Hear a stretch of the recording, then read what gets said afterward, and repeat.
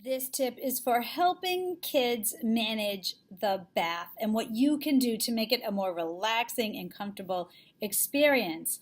Now, one really fun trick that can be very successful for some kids is to have your child sit on a towel in the tub. So that way they're not making direct contact with the hard surface of the tub, but rather they're sitting on something that's potentially more comfortable.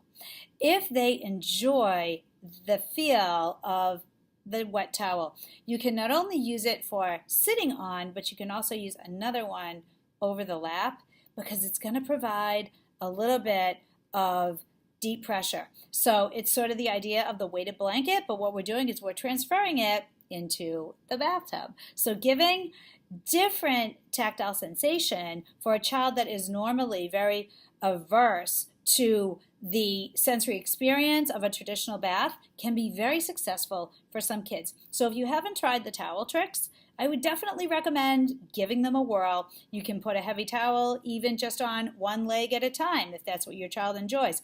But the idea is that they can sit on a towel and they can also have a towel over the body, giving them some deep pressure, which is very relaxing for many kids. Is it gonna be me?